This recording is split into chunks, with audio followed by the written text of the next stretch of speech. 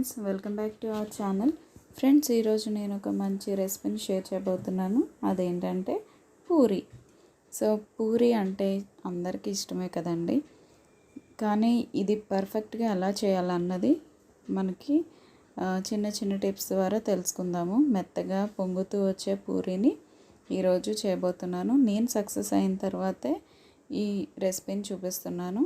ముందుగా ఇక్కడ వీడియోలో చూపిస్తున్నట్టుగా ఒక బౌల్ తీసుకొని హాఫ్ కప్ గోధుమ పిండి, 2 టేబుల్ స్పూన్స్ బొంబాయి రవ్వ, అలాగే 1 టేబుల్ స్పూన్ పంచదార, అలాగే ఉప్పు తగినంత తీసుకొని బాగా పిండిలో కలిపేయాలి. కలిపిన తర్వాత ఒక హాఫ్ కప్ మిల్క్ తీసుకోండి. అది కాచి చల్లార్చిన పాలైనా పర్వాలేదు. కొంచెం వేడిగున్న పాలు తీసుకొని కలిపేసుకోవాలి.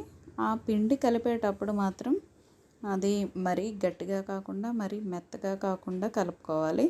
కొంచెం గట్టిగా ఉంటేనే మనకి పూరి అనేది పొంగుతూ సాఫ్ట్గా వస్తుంది. సో నేను వీడియోలో చూపించినట్టుగా మరీ మెత్తగా కాకుండా మరీ గట్టిగా కాకుండా కలపండి.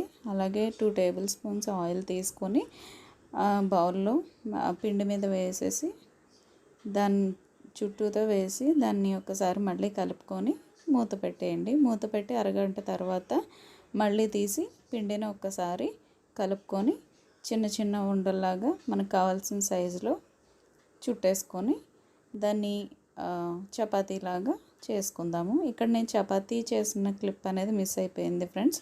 సో ఆ చపాతీ అనేది ఎలా చేసుకోవాలి అంటే మరీ మందంగా కాకుండా మరీ పల్చగా కాకుండా చేసుకోవాలి. అలా చేసిన తర్వాత బాణలిలో ఆయిల్ వేసి అది కాగిన తర్వాత అప్పుడు మనం పూరీలు వేయిద్దాం. అది కూడా ఎలా వేయించాలంటే సిమ్లో మాత్రం పెట్టొద్దు ఫ్రెండ్స్. ఎప్పుడు మనం మీడియం టు హైలో అడ్జస్ట్ చేసుకుంటూ పూరీల్ని వేసిన వెంటనే మనం దేంతో అయితే తీస్తున్నామో దాన్ని నేను చూపించినట్టుగా ఒత్తుకోవాలి పూరీ మీద. అప్పుడే అది పొంగుతూ వస్తుంది అన్నమాట. చూడండి, అది పొంగిన తర్వాత చూడండి ఎట్లా పొంగిందో. వెంటనే ఫ్లిప్ చేసేసుకోవాలి. ఫ్లిప్ చేసిన తర్వాత వెంటనే దాన్ని తీసుకొని మనకి ఏ టిష్యూ మీదన్నా వేసేసుకుంటే ఎక్సెస్ ఆయిల్ అనేది పీల్ చేసుకుంటుంది. ఫ్రెండ్స్, చూసారుగా ఇక్కడ పూరి అనేది చాలా ఈజీ ప్రాసెస్. కాకపోతే చిన్న చిన్న టిప్స్ మనం పాటిస్తే పూరి చక్కగా పొంగుతూ మెత్తగా వస్తుంది. సో తప్పకుండా ట్రై చేయండి.